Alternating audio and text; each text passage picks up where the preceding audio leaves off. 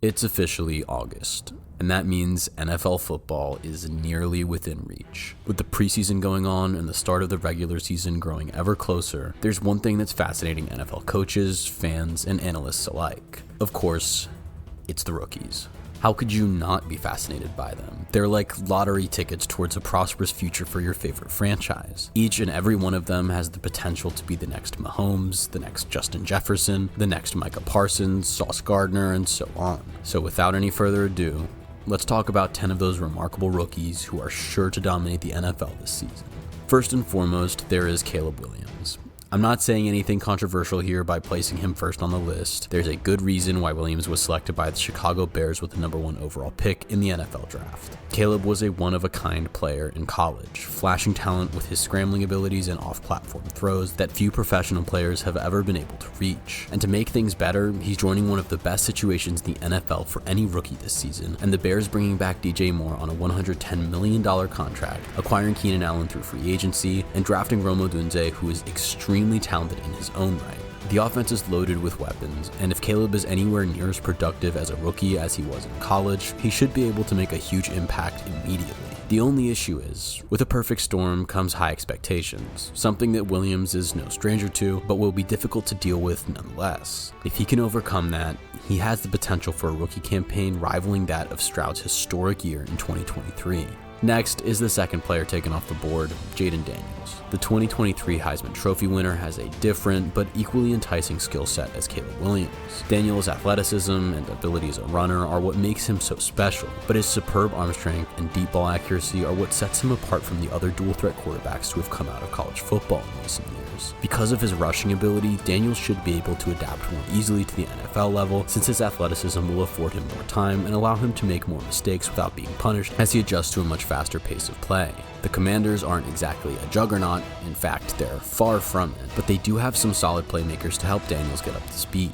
Terry McLaurin should be a go-to guy early for Jayden, and Austin Eckler will always be available on checkdowns to turn a broken play into a positive gain. You can't ask for anything more than a high-floor, high-ceiling player, and that's exactly what Daniels is, which is why he's poised to explode in his rookie season. Thirdly, let's talk about the first non-quarterback on this list, Marvin Harrison Jr. Sometimes sons of Hall of Famers get overhyped because of their bloodline, but that is simply not the case with Harrison, who is bigger, faster, and stronger than his dad was coming out of college. In 2 years of starting at Ohio State, Marvin Harrison's production spoke for itself, with over 2,400 yards and a ridiculous 29 touchdowns in that span. His game is essentially flawless. His route running is clinical, his hands are like glue, and he has a great understanding of how to separate. Now on the Arizona Cardinals, Harrison immediately becomes the undisputed wide receiver 1, and without a lot of competition, 100 plus catches and 1,200 yards is a reasonable estimate for what kind of production he could have this year. He immediately turns the Cardinals from a team that seems devoid of skill position talent, aside from Trey McBride, into a nightmare to match up against, especially paired with Kyler Murray's ability to extend plays into infinity. A team that was not so dangerous last year now has some serious spice, all because Marvin Harrison Jr. can go nuclear. As Caleb Williams is to Jayden Daniels, Marvin Harrison is to Malik Nabers, who is our next prospect on this list. Nabers, the second wideout taken in this year's potentially historic class, is an athletic freak, and one of the fastest wideouts we've seen come out of the draft in some time. And I'm not talking about 40-yard dash speed, although he did run an unofficial 4.35, I'm talking about in-game speed. Opposing defensive coordinators better put safety help over the top, because Nabers has consistently made defenders look downright silly. There's so much to like about Nabers. I think this kid he's a very, very competitive player, number one. He wants the ball, he wants to be aggressive with the ball, he's a smart player, and he can do a lot of things. He can play inside, he can play outside. He's very, very tough to cover. Time and time again, he blows by defenders like they're Toyota Camrys, and he's a Bugatti.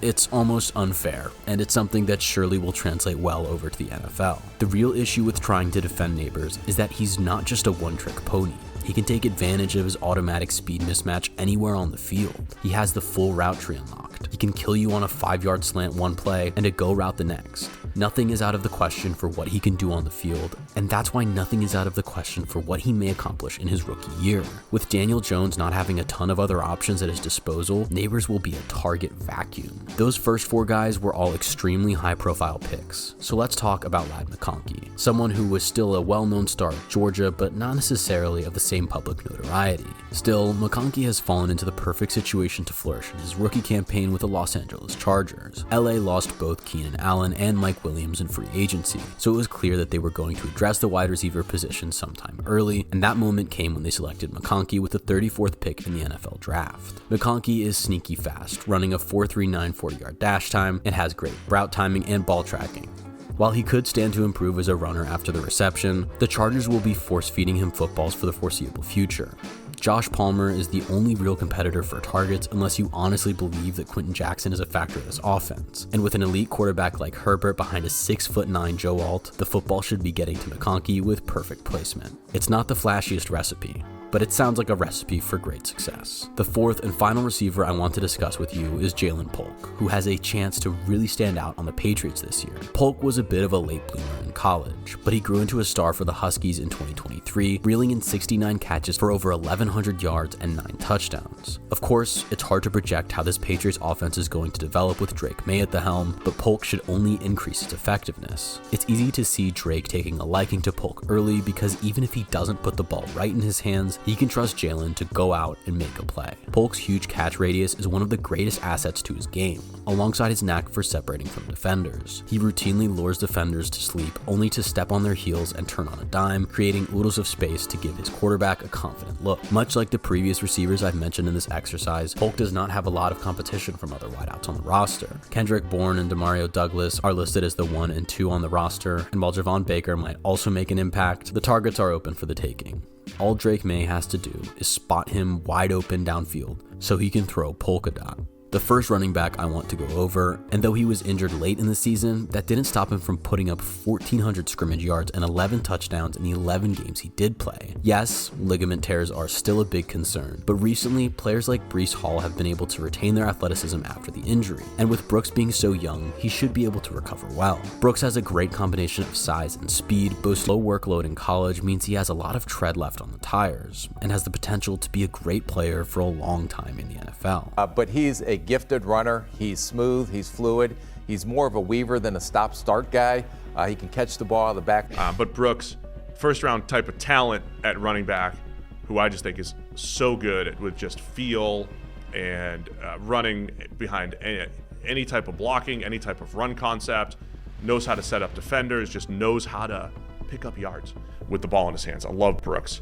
His runs ooze explosiveness, so it won't be shocking whatsoever when he explodes onto the scene as one of the premier backs in football whenever he returns this season. I hope it wasn't offensive to you that I waited this long to talk about some defensive players, but I'm going to break the streak right now because we have to discuss Laiatu Latu. After Latu missed the entire 2020 season, he was forced to medically retire since he was undergoing neck surgery in the spring of 2021. Another season went by, and miraculously, Latu was cleared to return to football and became one of the best DNs in the country, earning the Pac-12 Defensive Player of the Year award in 2023. You know, some players earlier, to put into context where he is, his pass rushing profile is better than Aiden Hutchinson's was coming out.